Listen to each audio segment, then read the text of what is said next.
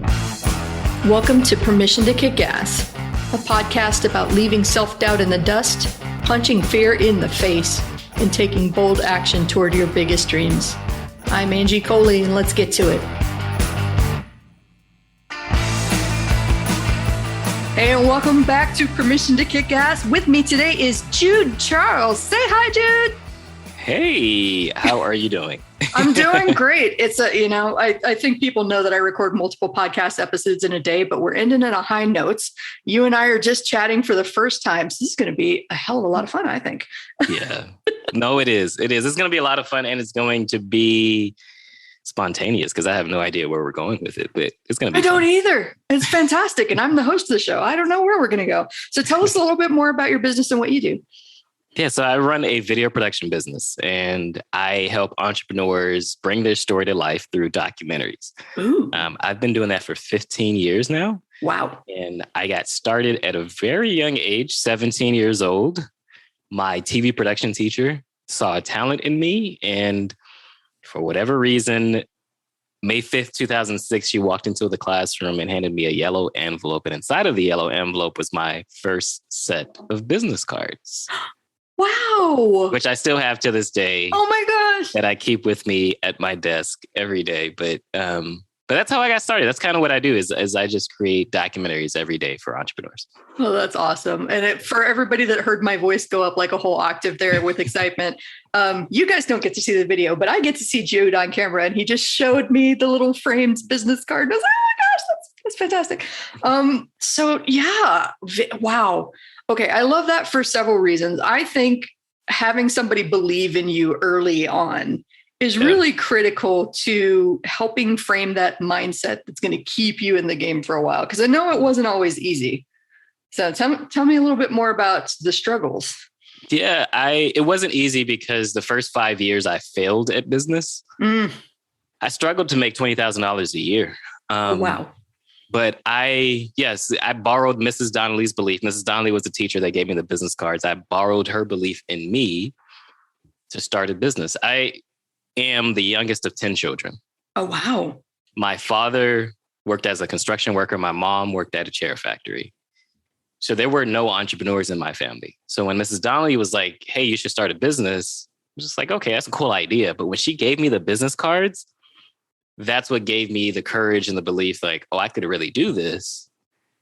Of course, again, like I said, I struggled the first 5 years. So I didn't know how to run a business, but I knew I was talented at least. And I just kept, for 5 years, I was like, I'm not going to give this up because part of it is someone else believed in me. So I can't give up. But the other part is like, I want to do this. I'm really good at video production. So I actually do, if I could just get paid enough money to do this, I want to do it. Yeah, I love that. I mean, I think it's really interesting how often this idea of like I don't even want to say bad at business, like not having the business skills to really get your business going. Like we all see those advertisements online that talk about $10,000 months and 100,000, like make money on the beach. I don't want to take my laptop to the beach. Screw you. I felt that firsthand in my career though, too. Like I'm a talented writer. Look at all these things that I've done. I'm going to go freelance. And the first time that I went freelance, I failed miserably. And I struggled to understand this whole copywriting, this whole sales writing thing. So I'm like good at words and I can do the articles, but I'm really not understanding both the sales arguments, how to position myself, all this stuff. So that was when I took a job in-house as a copywriter and got really good at the skill. And got good enough at the skill to realize, oh crap, I have a business skills gap here and I don't understand how to run a business in the way these other people do, and then got training for that. Did that happen with you, that you picked up business skills from like a formal setting, or you just through the persistence picked that up? How'd that work? Through the persistence, I picked it up. I had a client call me on the same day that my car was being repossessed for the second time. Oh, wow. This client, her name was Keisha Dior, and she called me in excitement to tell me that she had just made $1 million in her business that she had just started the year before. And it was partially because of a documentary that I had created for her. Oh, wow. that we documented the whole journey of her building the business from the ground up. It was a cosmetic business selling lipstick. And it was such an ironic moment because literally it was like 45 minutes after my car had just got repossessed. And I'm thinking about quitting because this was about the 5-year mark. Mm-hmm. But what it showed me was that not only was I talented, which I already knew that, Mm-hmm. but that this talent can convert into money. Yes. For context, I only got paid $3,000 for the documentary. But I knew that if I could learn how to charge more money, there was already one person who had invested in doing a documentary. Maybe I can get someone else to do it. Mm-hmm. And the very first course I took right after that. So I had the practical example of a client making money, and I got to see what she did behind the scenes in her business every single day. But then I wanted to actually learn in a formal setting. So I took an online course, Ramit Sethi's Earn 1K course. Oh, yeah. He's really good at that stuff. And his premise behind Earn 1K was like, if you can earn the first $1,000, you can repeat it. Mm-hmm. Now I had earned $1,000, but it wasn't necessarily that I had earned it already. It's how I earned it. Mm-hmm.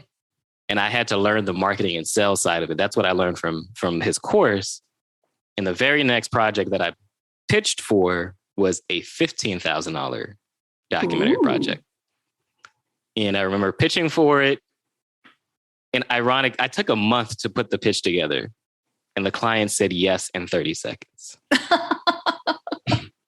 So I'm not laughing at you. I'm laughing because I've been at that situation too, like where you struggle and you want to get it just right. And you work so hard on it. And they're like, dude, I'm already sold. Like, no, yes. Let's go.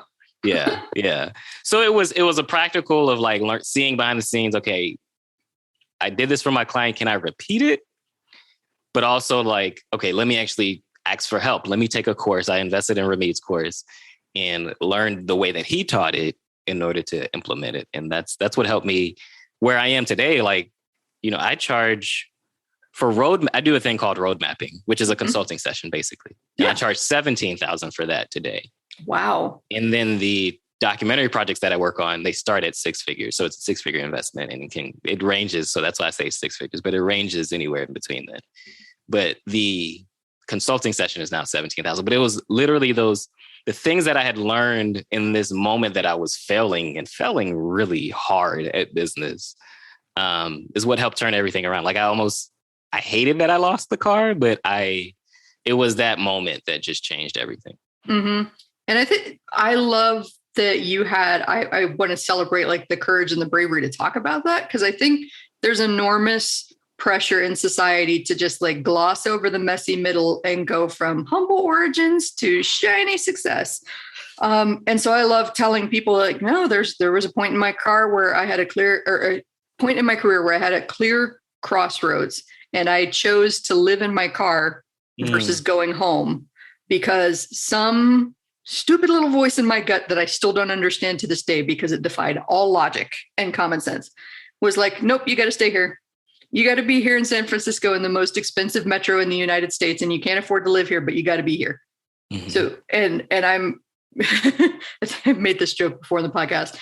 If you're going to choose to be homeless, maybe tell your parents after you have survived it and you have figured your shit out. Cause mine were not very happy with me saying, well, I'm going to live in my car for a while, but at some point you've got to follow the cues that you're getting from your gut, from your surroundings. And I love something that you mentioned back at the beginning with Mrs. Donnelly about, I wrote down strategic peer pressure because I feel like that's a theme that's coming up in my life lately. I even wrote to my own list this week that like, I break promises to myself, but I don't break promises to other people. So when there's something I really know that I need to do, I either tell people or like, I picture that person that I'm going to let down if I don't go do this thing. Was it like, are you still in touch with Ms. Donnelly? I am. I am still in touch with her for a couple of reasons. One, because I wouldn't be where I am today. It wasn't for Mrs. Donnelly. But the other reason is she's still teaching. She's still teaching, almost close to retirement. At least she should be, because she just celebrated her 60th birthday not too long ago. But yeah, shout I still talk to Mrs. Donnelly. Yeah, literally. And I remind her each and every time, like, I just wouldn't. There's no way. Yes, I had to do the work and I, had ups and downs, but I just would not have had the experience that I had she not handed me the business cards. Had she not said, Jude, I believe in you so much that I took time out of my schedule, because she didn't do this while she was at school working. She did it after work. Right? Oh, goodness. And so, I couldn't let her down. And I still remind her every single day, like, this is why you're a teacher for kids like me. Like, this is why you're teaching. So I still talk to her. And I love it. So for everybody that is listening, I just want to point out a little thing that you can do every day, which is encourage someone around you instead of finding the things that are wrong. Like I know that if you're giving somebody some helpful criticism, are intending to be helpful, but like, look at the impact of someone going, I believe in you. Let me do this little thing to show you my faith in you, and how that changed the course of your entire life. Like, never underestimate the power of kind words or a big idea at the right time. Yeah. At the right time. It wouldn't have been possible without her. And it's just that simple, right? But it is, I love what you said about that, at the right time. I think because I'm thinking about how she actually did it. As you said that, she taught me everything she knew about video production first. And then saw that I had a burning desire. And I was like, no, I need to help him take it further. Yeah. Because I would not have taken the step. I wouldn't have. When she said it to me, I didn't tell her yes or no, but in my mind, I was thinking, no, there's no way I could do this, because, again, youngest of 10, no one else in my family. I had no example of being an entrepreneur. But what I naively believed at the time is that all I needed was business cards to get started. Now, hey, you don't know what you don't know. And I think a lot of us start there. Yeah, I think I wasted that first time as a freelancer that I failed. Like, I was so focused on website and business cards and like all the free networking events I could go to. Hey, I know that it sounds really weird, but the people that can afford free events probably can't afford your fees.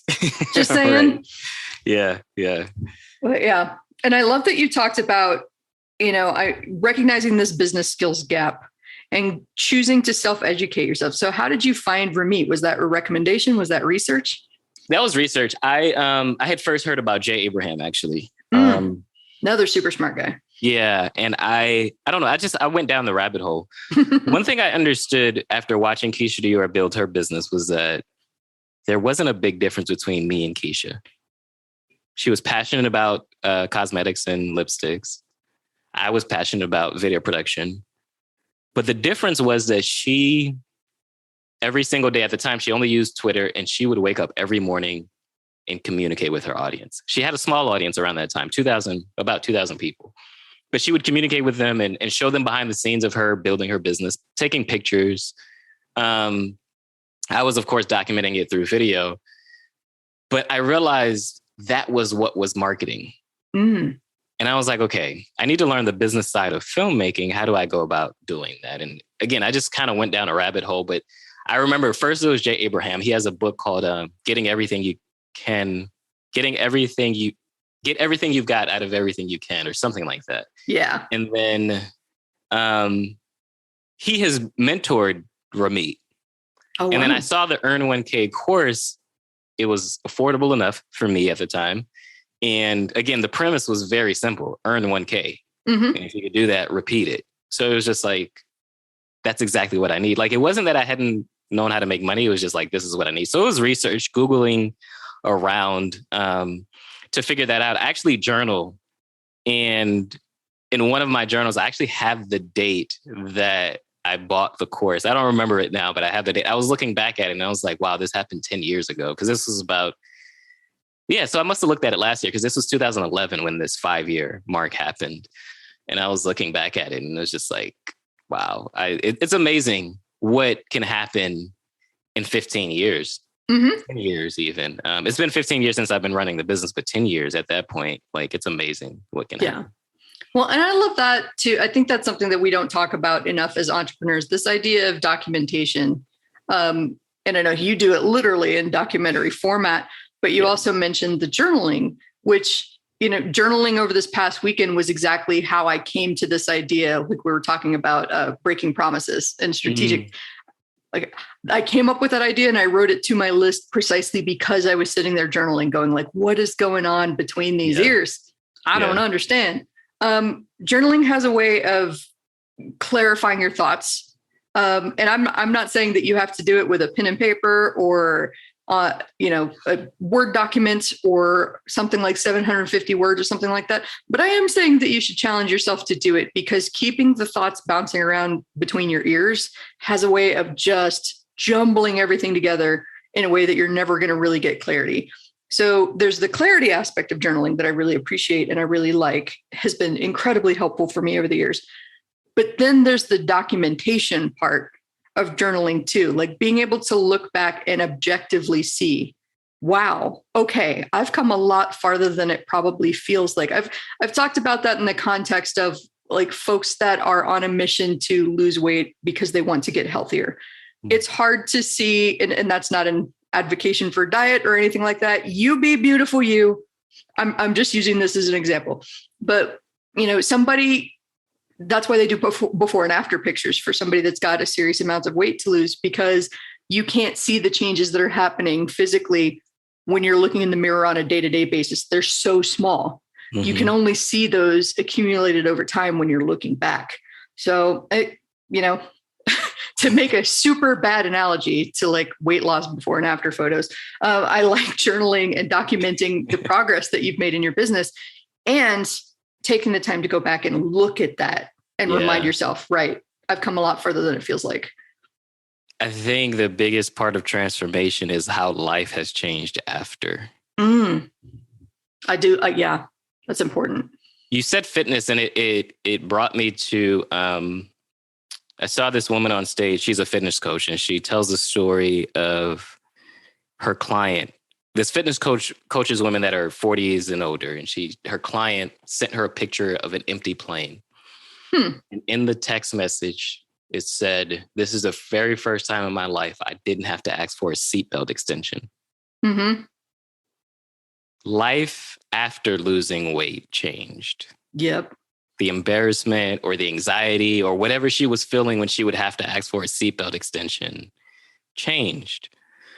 The same thing happened for me when I look back at my journals and what I've written over the years, and I'm looking at the day that I bought Ramit Sethi's course, or something as simple as 2 years ago, I went through burnout. And just thinking what was going through my mind going through burnout. The idea that I, in some ways, had tied my identity to the thing that I do, not just who I am. But when you go back and look at whether it's 2006, 2011, 2020, just 2 years ago, life after has changed a lot, right? And I think that's the benefit too of seeing the transformation or documenting it, is like life after, seeing the growth that you've really made. Sometimes we take for granted the growth that we've truly made. And that's why I love the journal. I can't keep it all in my head. I just can't. Yeah. And so I want to document that and remember it in some way. Yeah. That's exactly like you said, it's a critical part of the growth process, because documenting that and reviewing it will show you, oh, right, I've been through this before. Okay, I have the tools for this. Like that's something that's been coming up with me lately with my, I have a life coach. I've spoken about him on the podcast before, but every time I find myself locked in some sort of pattern of anxiety in a new familiar situation, my brain is going into over planning mode. He'll walk me through a series of questions that's usually like, and has this happened before? Yes. Okay. What was the situation then? Okay, cool. What did you do? Okay. How did that help? And then by the end of the call, it's usually like, okay, so is there anything that you want to celebrate or note on this call? And almost always in the last 6 months, the end of the call has been me going, still repeating that old pattern, I see. Yeah. At least I'm getting a little bit quicker every time I go through it at solving that problem and recognizing that I already have the tools, but it feels different because it's technically a new situation I haven't been in before, but like have been in so many similar things before. I have the tools and this is figure outable. Yeah, it is. It's figure outable. And again, you have the evidence that you've done it before. In my iPhone, I have an iPhone, and in my iPhone, I have an album in my photos album called the confidence folder. Ooh, I like that. And in that confidence folder is either images of me doing something like cycling or speaking on stage or speaking on a podcast. But then there's also like, if someone's left me a message, like a client texts me how I left them feeling after working together, or one that I love. So I did a documentary series for Stefan Georgi. Mm-hmm. He's well known in the copywriting world. And someone wrote in his YouTube comment, he said, "This is like The Last Dance, except for the GOAT is still alive." So The Last Dance is Michael Jordan's docuseries. Mm-hmm. And then GOAT is greatest of all time. I'm sorry, not still alive, but the greatest of all time is still working in the industry. That's what it was. But even comments like that, like something as simple as that, is for someone to say the work that I did reminds them of The Last Dance, the Michael Jordan's docuseries. I keep that in the confidence folder, but all of that is, I go back to it to remind myself, even if I get nervous speaking on stage, if I get nervous being on a podcast, you've done it before. Mm-hmm. Oh, that's my favorite. I've done it before. There's evidence of it. So yeah, I've worked with students of mine in the past to like remind them, okay, so this is a pendulum swing. And right now you're feeling on that backswing of, oh my God, I'm a piece of crap and this is the worst thing ever. And I'm never good. But it's not going to go to the middle and stop and then come back to bad. Remember, it goes all the way the other way. Yeah. And this big scary thing, it's not like I choose to stay where I am or death. It's I choose to stay where I am and nothing changes, or I make a change and maybe it goes bad, pendulum swing. Maybe it goes good, pendulum swing. Maybe nothing much changes, but like the choice isn't or death. And I like to remind them, I tell them it's a kudos file, but I actually like confidence file a lot more. I've been keeping one since 2013, I want to say. And it took a while to train myself to do it, but now I'm in a pretty good habit. Like if I get an unsolicited comment, somebody replies to one of my newsletter emails and says, "Oh my God, I needed this message today. You're reading my mind." Like all of those things get a screenshot and they get thrown into that folder. And then when I'm having a down day, and I like to think of it, if I'm having a down day and none of my support crew is there to talk me off a ledge and convince me like, yes, you're in your feels. This too shall pass. If nobody's around, I'm going to go into that folder and I'm going to be my own support crew for a little while and remind myself who I really am. Yeah. And that's the purpose of that folder for me. Does that feel about right for you? The same exact thing for me. 15 years later, I still go through imposter syndrome. Mm-hmm. And when I'm feeling that, when I'm getting really nervous or I'm getting anxious, when I went through burnout, again, I talked about like my identity was, at the time, my identity was tied to what I do. There were things that I had screenshot that reminded me who I was, not just the thing that I do. It's not just kudos on the work that I do. It's like who I am. I remember I asked my friends a while back. It was an exercise at an event that I was at, but it asked your friends, what is your superpower? Mm-hmm. And the responses I got back, there were a few that talked about the work that I do, but there were others that just talked about who I am. And it's fascinating. It's almost like, the things that people say when you're at a funeral, like you never knew that they would say this about you. Right. But I kept them. And it's some of those that reminded me who I was. So yeah, I have the same thing where I'm looking back at it in those dark moments, because it's just, I think it's human nature. We give more light to the dark moments. Like we spend more time thinking about the dark moments when no, it's not as big as you're making it seem. There are these other special moments that you should highlight as well, that you should pay attention to. And it helps you get across where that moment that you're feeling dark, it helps you get across that. So yeah. Well, and once upon a time, it totally made sense biologically for us to hyper focus on the negative, right? Because that's what kept us alive. So now that we've built a society and most of us have a reasonable life expectation and, America accepting access to healthcare and things that will prolong our lives, walking outside isn't as much of a daily danger as it was eons ago. Yeah. So, it's there for a reason. It's biological. And we've evolved to the point where we challenge ourselves like, yep, there's some good stuff here. There's great, there's an interesting connection here with Ramit Sethi. And one of the things that you said tweaked my memory here. It was the asking people for your superpower. Because years ago, I want to say it was like 2014 or 2015, he had this thing I think it's Mark Devine, a Navy SEAL. He had something like it was 20x your potential challenge. Okay. Yeah, and it was a 5-day challenge. And it was because this guy was a Navy SEAL. It was some pretty extreme stuff. Day one started with either 20 minutes of planking or 1,000 push-ups. Oh, wow. And then I remember this. Yeah. I remember this. Yeah. And I remember the 1,000 thinking push-ups is what I remember, because I did do that. It's fun because initially you hear 1,000 and it's like, I can't do 1,000, but Ramit has a twist to it where nobody said you had to do it in one at one time. So yeah, that's why I remember it, because I was like, oh, I could do this throughout the day, not at one time. So yeah, but go ahead. Sorry. It's just, reminded me of that. Yeah. That was the thing that got me to sign up for it too. Cause my first reaction was like, I can't do either one of those, 20 minutes or 1,000, but okay. I mean, I could do 20 minutes, 30 seconds or a minute at a time. Yeah. If I don't have to do it all consecutively. And then the whole concept of this was like, your brain tells you you're done well before your body is actually done, because your brain is trying to protect you. Again, going back to biology, but like, okay, so you fell down doing your plank, lay there for a second, get your breath and push back up. You'd be surprised what your body can handle. So it took me, and I was still working at the corporate job at the time, but we booked a conference room with a locking door and went in there and did our planks during our lunch break. It took us the whole hour to get the entire 20 minutes, but I was like, yeah, I can do anything. That was the hardest one on day one.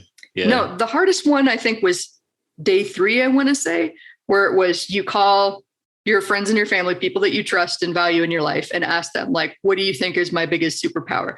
I cried for hours because I think that was really the first time in my life I had gone out of my way to seek an outside positive opinion of myself, to challenge my own like baked in negative views, especially since it's super cool to be miserable these days. I mean, if you're miserable, there's help available and there are tools available. And I hope that you feel empowered to go get that help. I am not making fun of you, all of the love, but like this glorification of being miserable drives me kind of batshit crazy. And going to get help doesn't mean there's anything wrong with you either. No, it just means that you are taking command over your own health, over your own happiness, over your own life. And you are getting the tools and filling the gaps in knowledge, because there's so much like parallelism going on today. With the last person I interviewed, we talked about, okay, so nobody is born boss baby, that it's a movie. You didn't come out of the womb in a suit running a business. All of these things are skills that you pick up along the way. So you learned along the way to be unhappy and to focus on the negative stuff. So maybe somebody else, maybe your own version of Ramit Sethi, has an idea that you can follow that will change your perspective on this. And that's a good thing to try. Just try it. Great thing to try. And I say that like, it doesn't mean anything's wrong with you, because I want to also say, I go see a therapist. I regularly see a therapist right now. And I think there's a negative connotation around therapy or getting help. But I just want you to know, like, I do it too. Like anyone listening to it, like I do it too. I am quote unquote successful. I've run a business for 15 years. I work with great clients and I see a therapist. It doesn't mean there's anything wrong with you at all. And I advocate for seeing a therapist to anybody that I talk to. Like, I can give you advice, but the therapist is what's going to really help you through. Yeah. And it's okay to date around with therapists. Yes. Because they're all people too, and you're not necessarily going to click with them. But once you find one that has some tools and some stories that can help you kind of start to get into problem solving mode and see outside yourself, keep that person, go see them, talk to them regularly, dig deep, be vulnerable. It's okay. Yes. Yeah. I've talked about therapy on this here. Like I don't have a therapist right now, but one of my mastermind groups is run by a psychotherapist. She hates it when I make this joke, but I'm like, our mastermind is like psychotherapy for entrepreneurs, because we're always talking about mindset issues and everybody knows everybody else's personal business. It's like a great big group hug every week. But yeah, like one of the things that, to bring it full circle, she's always talking about journaling and giving us journaling prompts and asking us, okay, how are you feeling? What's going on? Let's talk about this. Yeah, I love that. And that to me brings it back to burnout a little bit and identity. especially since for entrepreneurs, in the early days when the money isn't coming and the passion or the drive is what's keeping you going, that feels like when it gets burned in as your identity. And it's really hard to shake that and remind yourself like, no, I'm actually a person outside of my business. But I feel like that's a lesson that kind of repeats, because I know when I left, we were talking before we started recording that I used to run Jeff Walker's copywriting team. And when I left that team in late 2020, it was like, who am I if I'm not a copywriter? This is like existential crisis. This too shall pass. Yeah. No, it is. So the reason I had an identity crisis because I had to slow down doing work. And at the time, I had thought I never went through burnout. Well, going through therapy helped me realize there was a pattern, and I had been through burnout in 2011 when my car had gotten repossessed and the client had called me. That was that moment of burnout because I was thinking of quitting because it had become too much for me at that point. But when I had the 2020 burnout, it was, okay, I have to slow down. I can't work as much. But here was the caveat. I was going through burnout at the same time that I was making the most money in my life. Isn't that like a mind bender? It is, because it's like, wait, so let me give you the extra context. It's burnout. What later came was depression and anxiety. And it's like, how can I be depressed if I'm making a lot of money? Like I'm making more money than I can do anything with. And that was truly the mind bender, because then it was just like, I have to slow down, which means I may not make as much money as I made before. What does that mean? Because like you said, I do agree with you. I think at some point, especially in the beginning when you're struggling and then you are trying to make money and you finally make money, it's like, it's burned in your mind that this is the thing that makes me me. And I don't know that I felt that initially in the beginning, but once I got to 2020 and was making really good money at a time that I was afraid I wouldn't make money. Yeah. Because 2020 pandemic, it was just like everything stopped. I had worked through the 2008 recession. Now I started the business in 2006. 2 years later was the 2008 recession. I knew what that was like. I didn't make any money. And then 2020, I'm afraid that the same thing is going to happen, but then I make a boatload of money, but I'm also going through burnout and depression. It was a mix of emotions. But I remember thinking to myself, once I took a break from work, who you are is not what you do. Yes. And I really had to slow down and think about, okay, if that's not who I am is not what I do, who am I? When I show up to a podcast like this and talk to Angie, who am I? When I am speaking on stage, who am I? When I walk into a client meeting, who am I? And I had to realize my clients weren't paying me to create videos of them or to help them craft their story. They were paying me for leadership. Ooh. And when I walk into a room, I am being their leader, not someone who is helping them craft a story. And it's important that I break down the word leadership, because I've always thought leadership was the person in the front of the room or the president or the pastor of a church or something like that. When you look up the word to lead, L-E-A-D, it just means to guide a group of people along a path. That's it. And I realized that's what my clients were paying me for, is to help guide them into telling their story. Yeah. To give them the courage to tell their story in the right way, to be vulnerable, to talk about the ups and downs. It wasn't the video storytelling. It wasn't what I would do with my hands holding a video camera. It was the leadership. And so, yeah, it was a mind bender. It was a mind bender to step into who I am, to be and not do. Yes. Oh, that's what we talk about that a lot in our entrepreneurial group therapy, being and doing and finding a balance between both, especially because in Western culture, what you do has become so much of who you are and how the world sees you. You actually reminded me of a great, her episode is coming out today. Somebody that I had on the podcast named Sonia Pemberton. And she talked about like genuine human connections and just dismantling this myth of the other, that people are so different.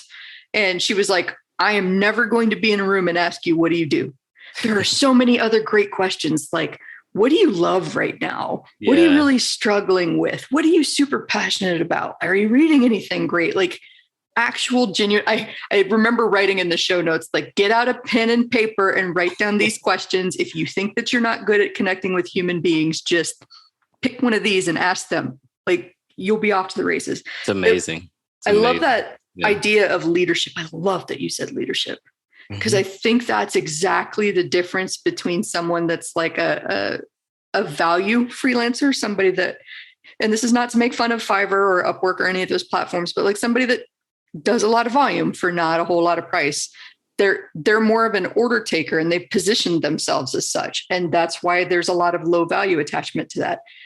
When I'm working with freelancers that are on a growth trajectory, where they're often struggling with is leadership. And I'm like, no, they're paying you to tell them what to do, and not in an imperious, like, do what I say or dire consequences, but okay, cool. I have a process for this. Reassurance.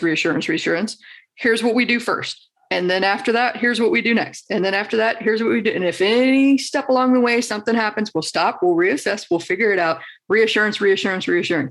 I'm going to lead you down this path. I've done this before. I'm no stranger to this. I can help you get where you want to go. That's when people get paid a lot of money. Yeah. I do a consulting session called road mapping, and I charge $17,000 for it as of right now. Mm-hmm. And it's exactly that.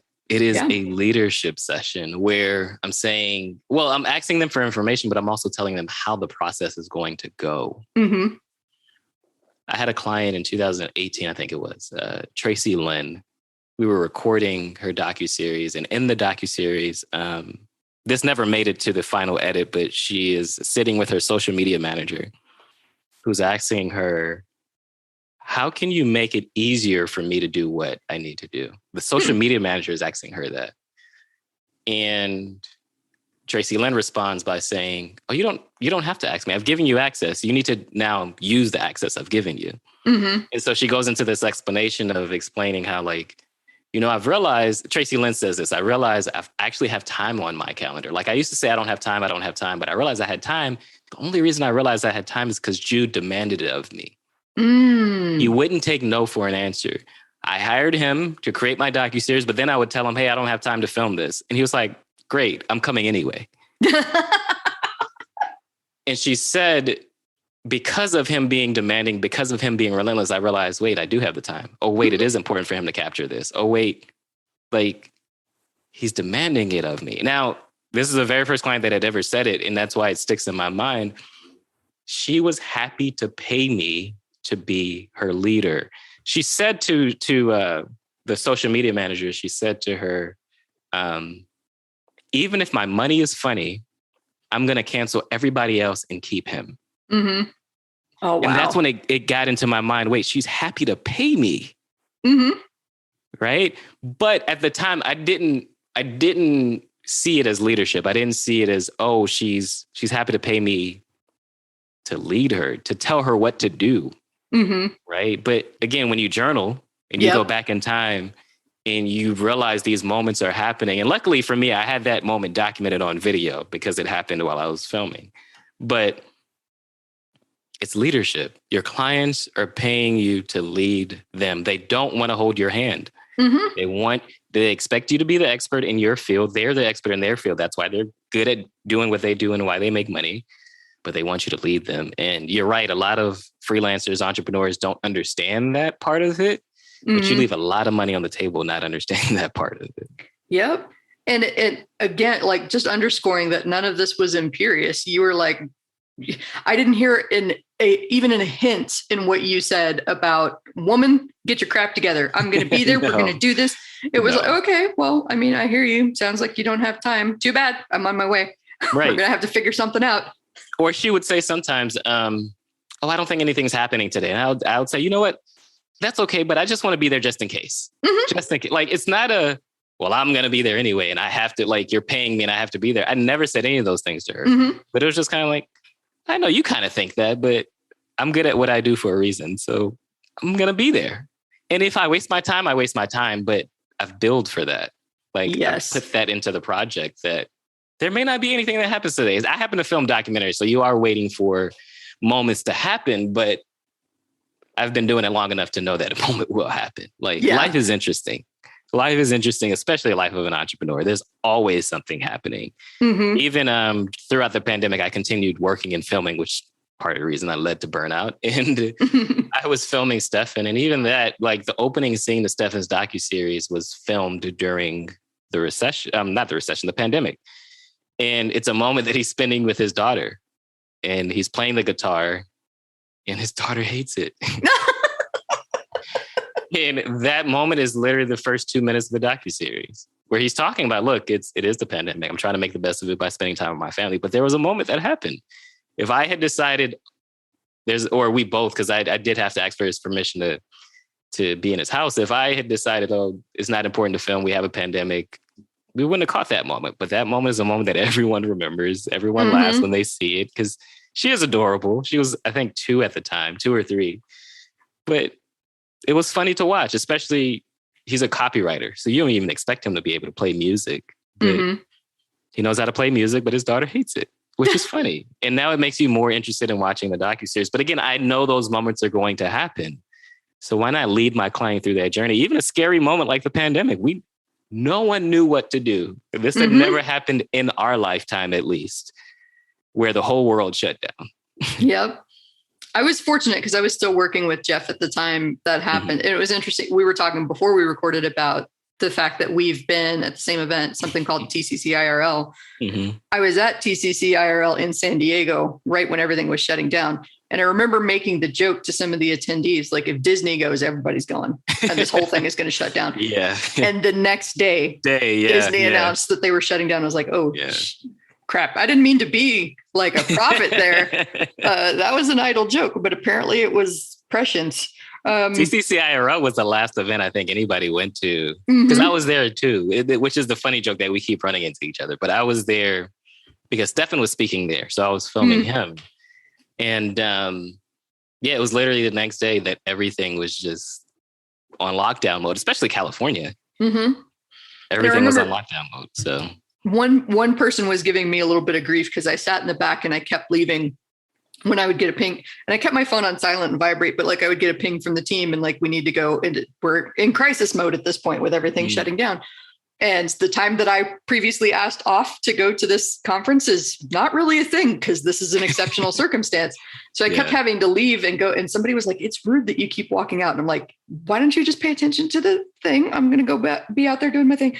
But I remember that first week or so, like Jeff exemplified this leadership too. And this is why I admire him so much as a person. It was like one of the first things that he did was just send out a blanket bonus to everybody on the team and be like, go stock up on toilet paper. Love you. Hold tight. More coming soon. Take care of your family. That's the most important thing to me. This too shall pass. And I was like, yes, somebody that has, and he's a big journaler too. Somebody that knows, okay, crazy things happen. Global upsets happen.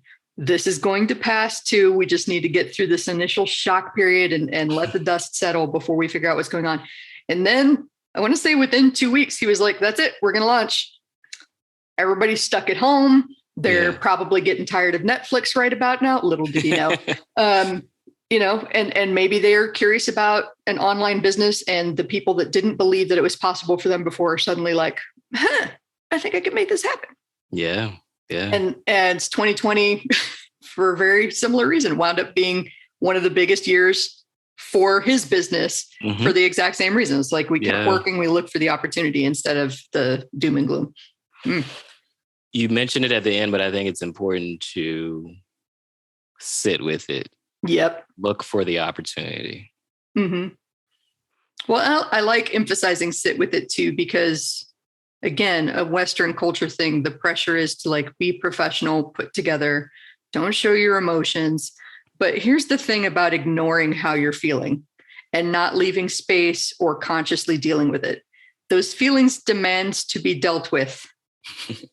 They demand. It doesn't go away. Yeah, it doesn't go away at all. Yep. And if you push them down and say, not now, they're going to pop up and demand to be dealt with at the least convenient time for you. Yeah. Probably right in the middle of a client project, kind of in the middle of a discussion with your spouse. And suddenly it's like, why don't you love me? Like, that's not anything having to do with them. Those are those feelings that you didn't deal with. Yes. So like I tell people, it's going to be messy. It's going to be horrible. Scream, cry, punch things, go for a run. My favorite feeling processing device is, I'm a musician too. I like to get in the car, go for some sort of long, windy drive with the windows down, put on the playlist that matches the mood, and like sing at the top of my lungs. Somehow when I come back, I just left it in the wind. And I love that imagery. Yeah. No, that's a fun imagery. I don't know that I do the same thing. I just work out instead. But it is but no, you do have to sit with it. You do have to go through the emotion, because the emotion will not go away. But you have to understand what it is that you're feeling and why you're feeling it too. Because then when it happens in your client work and you're feeling the emotion rise again, you know it's not your client, it's something else. Yep. I think, we don't spend a whole lot of time in the entrepreneurial world talking about the impact of emotions on the work that we do. Yeah. But this, entrepreneurial group therapy strikes again, right? She has this phrase, Dr. Julie, that she says that I really resonate with. That's she says, mind like water. And like, if you think about it, when a feeling hits you, it's like kind of like a stone hitting the water, and the ripples just eventually that water is going to get still again. It's just the ripples are going to pass and they're going to get lighter and lighter and lighter. And eventually it's going to go away and the surface is still again. Whereas if you try to dam that and hold that water back, eventually the pressure is going to get so much that it's going to overflow. The dam is going to collapse. Something is going to happen because you're trying to block the water instead of letting it flow. Yeah. So like, feel the feelings.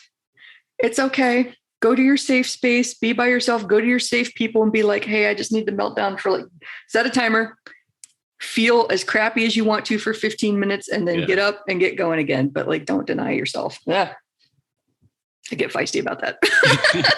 The best form of leadership is self-leadership. I love that. And if you are not taking care of yourself, if you're not doing the things you know you need to do to make yourself better or to continue to improve. I get funny about how I talk about improvement and bettering yourself, because I think society tries to tell us we're not enough. I want people to understand you are enough. It's just you're making small 1% tweaks. Yep. That's it. You are enough. Good enough right now.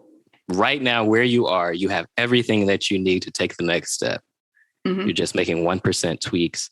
But those 1% tweaks it is the self-leadership. Yeah. It is the self-leadership that allows you to continue to improve so that you can continue to serve others in whatever capacity, whether it is working at an agency, working a 9-to-5, or running your own business. 1% better. That 1% better allows you to lead other people. I actually happen to believe we're all leaders. We just haven't awakened that. What my mission and vision in life is to lead and empower others to have relentless courage. The courage is the first step. That first step is what allowed you to lead others. And I love that you emphasized courage too, because I think a lot of folks are waiting until they feel confident to make a move. And so they do things like shiny object syndrome. We collect courses. We do the endless research. We plan and we plan and we plan, and we're really just spinning our wheels. But the confidence doesn't come first. The courage and the commitment do. The confidence comes later after you have tried and failed and tried and failed and tried and failed and tried and failed and somehow made progress, as noted in your journal. Yes, right. And then you start to realize, like I did with my life coach, oh, I do have the tools for this. I have experienced this before in a different form. Okay, let's do this again. Because the work is, my Dr. Julie said something great yesterday too, that really clarified something for me. Because I've been resisting, I know how powerful it is to have a wind down routine because it sets you up for success with a morning routine. Which is also super important for being consistent and achieving a lot, even on low energy days. If you just have a little bit of a ritual that gets you going, you can tap into that. And I've been struggling to be consistent with both my night and my morning routines. And so when I brought this up to her, she said, okay, here's a thought. Here's what might be happening from the outside. you're treating this like a project. A project has a start and an end date. And once you've achieved something, you have a certain expectation. What this really is a program or a process. The work doesn't end. It's like a farmer milking cows. It's like the ongoing maintenance on your house or your car. It doesn't end. You don't get to the finish line and then, you get an A for finishing the project. And I was like, oh crap. She nailed it. I wanted to work hard enough at this morning and evening routine and get myself to yes, I am happy. Okay, done. Doesn't work that way. Right. It does. And I love that though. I love that analogy of it is a process. Mm-hmm. It's a process. It's ongoing until the day you shuffle off this mortal coil. The work is never done.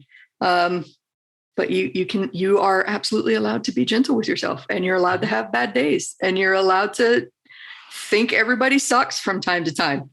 Just don't stay there. Right. Everything has its season. We talked about music a little bit. We'll probably end on this too, but music has a rhythm. Mm-hmm. It has a pace. And just like music has a rhythm, it has a pace. Seasons are a rhythm and pace. Life is seasons, right? And as long as you realize you'll continue to go through seasons and not defining or definite moments, you can live to see another day. That's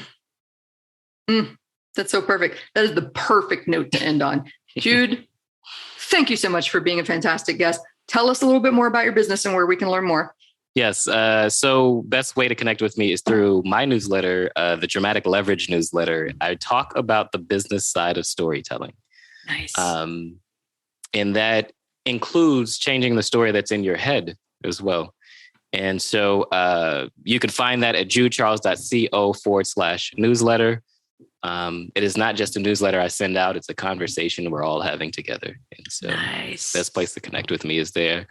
And learn more about storytelling, learn more about video storytelling. I wrote a book about video storytelling. Is that your cat? That's funny. That is my cat. Stella decided to say hi at the very end.